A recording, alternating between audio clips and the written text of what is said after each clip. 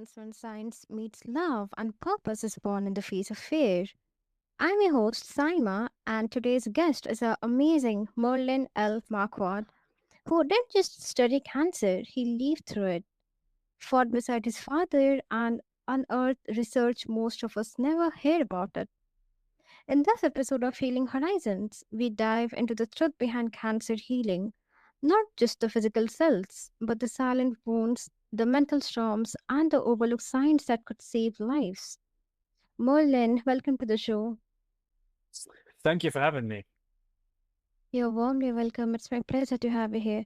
So, Merlin, you have explored cancer from both a deeply personal and scientific lens. So, can you share what were the first myths you discovered that needed to be challenged? I I think the most pervading myth that I had to challenge back then and that I still in line of business am challenging today is that cancer has become in our kind of collective cultural myth a kind of grim reaper. As soon as you're diagnosed with cancer, it's just over for you. And even oncologists and medical doctors working with patients often say that they can only slow the incoming death. They can't really do much more. And I think that's perhaps true for the current stand of medicine, but I don't think that's true for our current status of research. And I think that's the most prevailing myth, that dread and fear and feeling of doom when diagnosed with cancer. And I think Mm-hmm. it's obviously understandable, right? I've lived through this at my father's side and seen him kind of struggle through that. Yeah, I that sudden brush with death, so to speak. But I think we do a large disservice to cancer patients in telling them that they are doomed to die, because without hope, their healing becomes very, very difficult. Mm-hmm, mm-hmm. That must have been a lot to carry, both emotionally and intellectually. And I really appreciate you walking us through that. You have really highlighted how, misinformation can affect real lives, not just theories. And it's a reminder of why this, conversations matter. That really puts things into perspective. Mm. Yeah, I mean, I think I think we can't really make decisions for other people, but we can give them information and give them data and give them, perspectives that they might not have otherwise. Mm-hmm. Yes, absolutely. So, why do you think these findings remain largely hidden from public knowledge? Pardon? Mm-hmm. Why do you think that, this findings, this knowledge, they remain largely hidden from the public? I think it's primarily because it's very recent. So these, research publications that we base our work on have come out over the last 5, maybe 10 years, but largely the last 5 years. They're in that nature, they're very recent, and it oftentimes takes, you know, multiple decades for information to go from research to actual implementation in patients, or actual technological implementation as well, unless there's someone who kind of drives that adaptation out of financial need, or perhaps a charitable need. And we see this with pharmaceutical companies, for example, who will commission science and research, and then within less than a decade, they will bring that research to bear in the form of pharmaceuticals.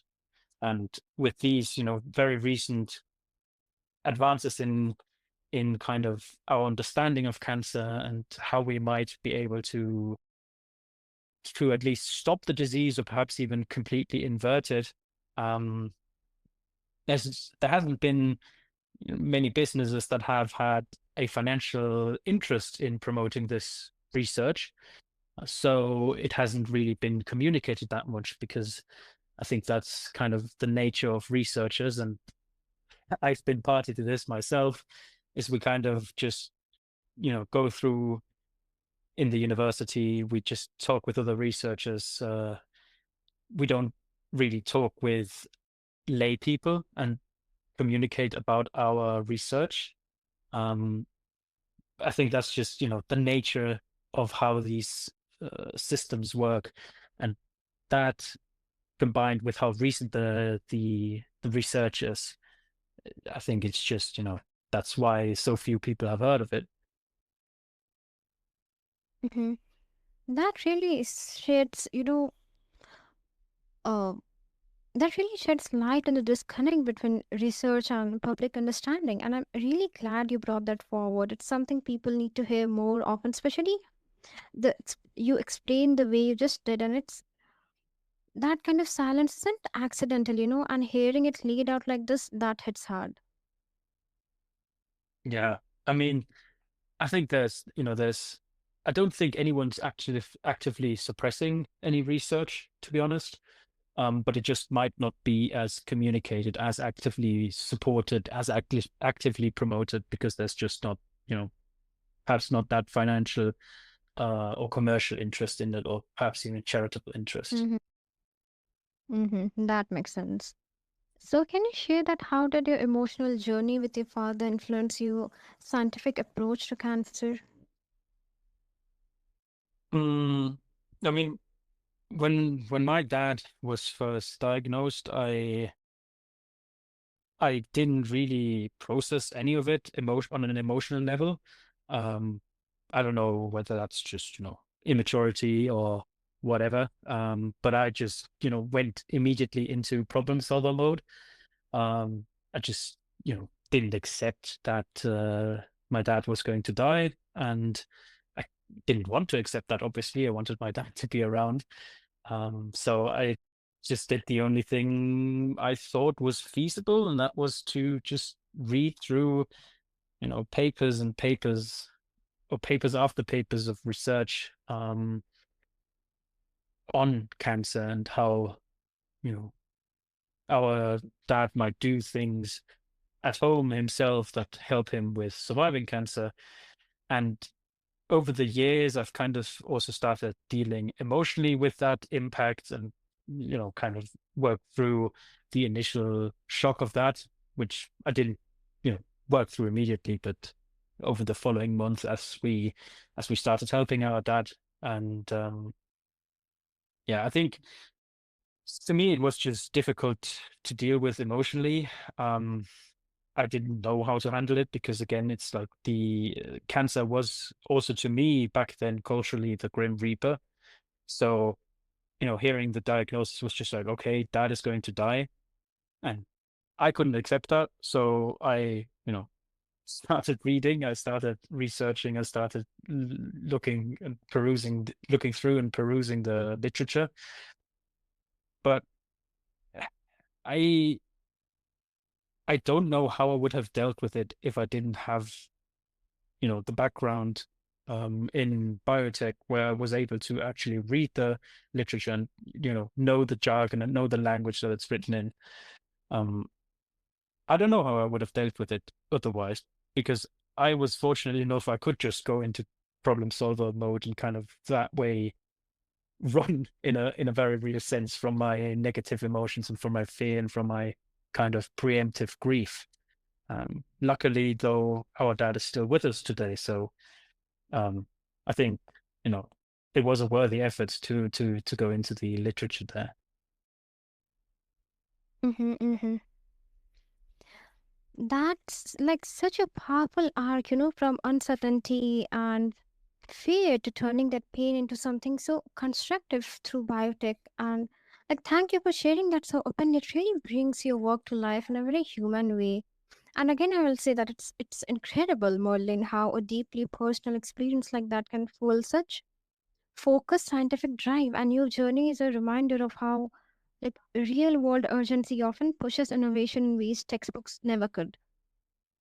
Yeah, I mean, that's for sure. Textbooks are oftentimes, you know, composed out of curiosity or perhaps a willingness to teach others, but some of the more profound advancement in societies where when people had real emotional needs, real fear, or real anger towards something or someone, and that was how these advancements are made. I mean, we see this phenomenon increasingly, sadly, in war, where we will have much quicker technological advance generally, because people are very emotionally engaged in getting a leg up on the enemy.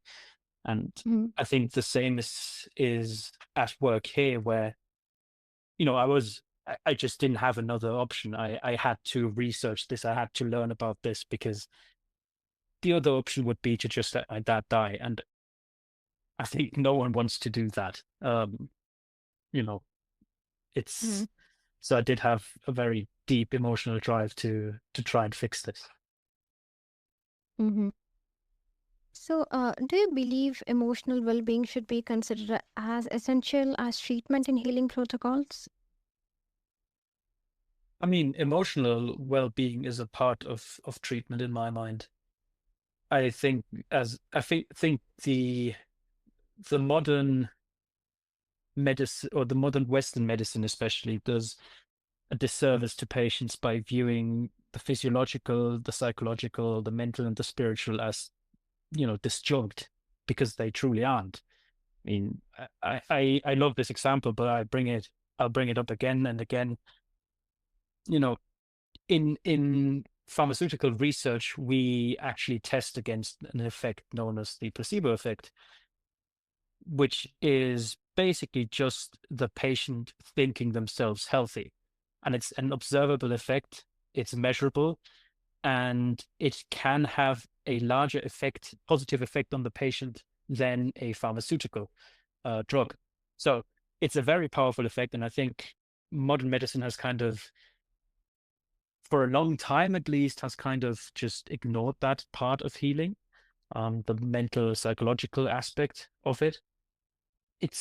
I think it's at this point, it's starting to gain some resurgence, it's starting to get back into medicine. We see this with like support groups for cancer patients or support groups for diabetics, etc., where kind of the communal, emotional, psychological aspects are more handled.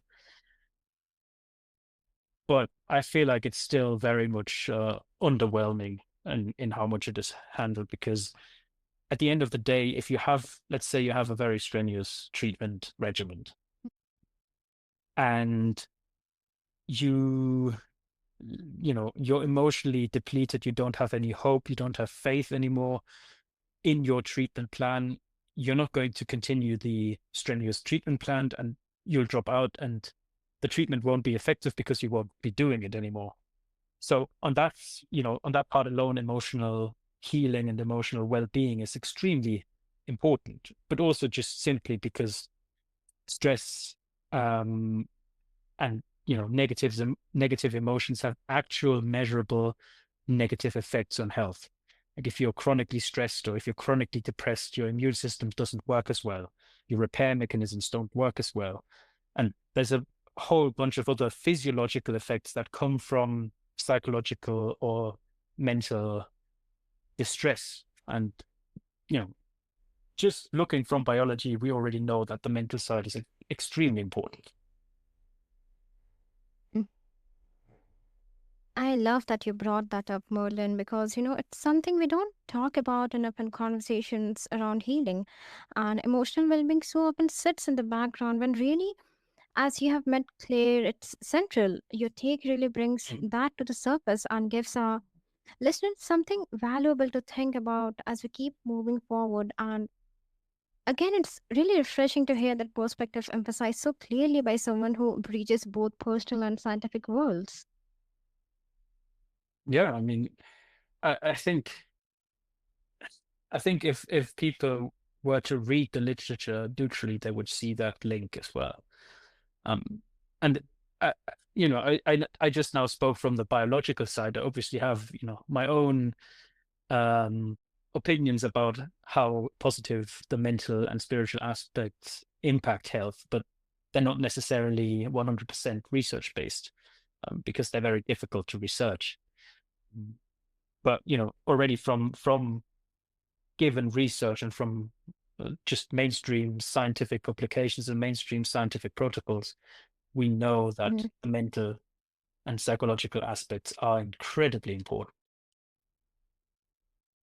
Absolutely. And I too feel that it's really powerful to consider that healing isn't only about medicine, but meaning, something we often overlook.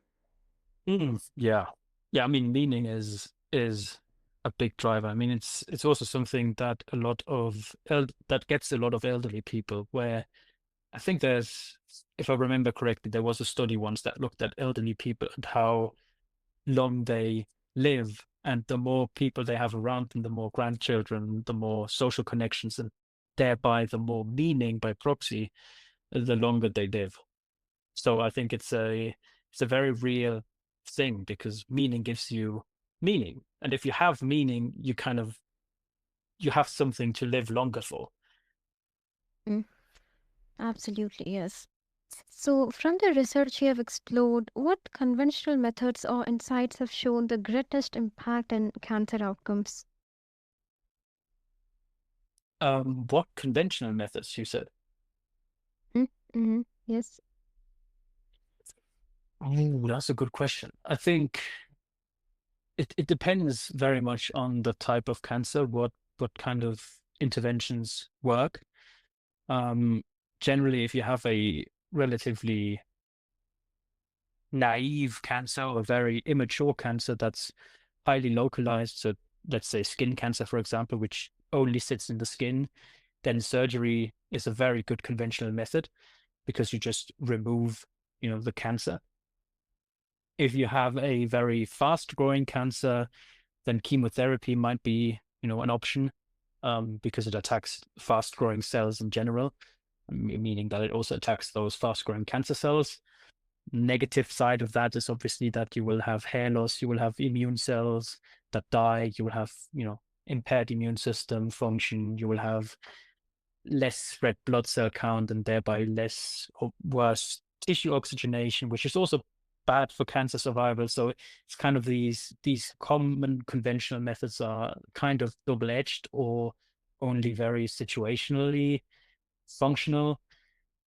Because if you have something that's known as quiescent cancer stem cells, so that's basically cancer cells which don't active or aren't actively growing and are, not haven't yet proliferated or grown enough to be detectable as tumors.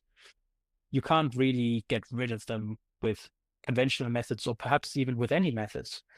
So it's just about keeping them that small, which is difficult with chemotherapy simply because they're not growing very rapidly or not at all.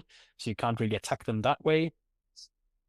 And with surgery, it's very, very difficult because how are you going to find a single cell in your body? That's almost impossible to do. So I think that, you know, conventional methods have answers to certain types of cancers, like fast growing ones or highly localized tumors.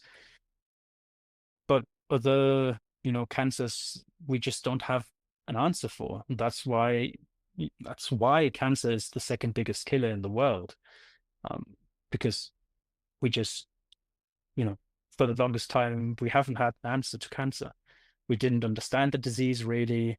We didn't know how it worked and what we could do against it. And then obviously that leads to very poor patient outcomes. Mm-hmm. That's a valuable perspective, Merlin, and it's a delicate balance, and the way you have addressed both the benefits and the limitations really highlights the complexity of cancer treatment today. And it's not just about what works medically, but also about how those interventions impact the overall experience of healing. Mm. Yeah,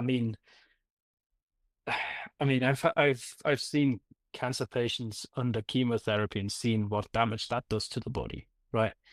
Because chemotherapy drugs are kind of you're nuking the body and hoping that the cancer dies first, before the patient does, which it's a very crude way of doing it. Sometimes it does have success, and you actually see patients who go through that successfully and come out the other end, quote unquote, cancer free. Um, Sadly, you also see a very high recurrence rate in cancer patients generally, where they will be quote unquote cancer free and then they will get cancer again, which is primarily due to these quiescent cancer stem cells that I mentioned before, which just Hmm. basically sit around and wait for their time, uh, which is, it's kind of scary. But if you reorient your life in a way that is conducive to healing the underlying cause of cancer, then that perhaps doesn't need to be as scary because the cancer doesn't get that time when it gets to grow. It just stays quiescent and quiet for the rest of your life. And if it does that, well, then you get to you get to die of other causes, which sounds a bit macabre, but um, I think it's better to die older of other causes than younger of cancer. Mm-hmm. And you have laid that out so clearly. It's powerful to hear both the effectiveness of this conventional treatments and the reality of the toll. And the way you have framed that, respecting the value of the science while, still being critical of this limit really brings a lot of depth to this discussion. Yeah, I mean, I think it would be foolish to say that that conventional methods don't work at all, because if they didn't work at all, they wouldn't be used as much. And you could also say, oh no, it's just propaganda. They actually don't work. Um, but in my experience, they do work, but they have severe limitations. And you know, that's why sadly still cancer is the second biggest killer in the world. Mm-hmm. Yes, absolutely, yes. So you have turned a personal tragedy into a mission. Can you share that what keeps you and your brother driven in the face of resistance or doubt? Yeah, I mean, to me, it's just I just think of all the people in the world that have been stricken with cancer and don't have the information necessary to help themselves heal cancer.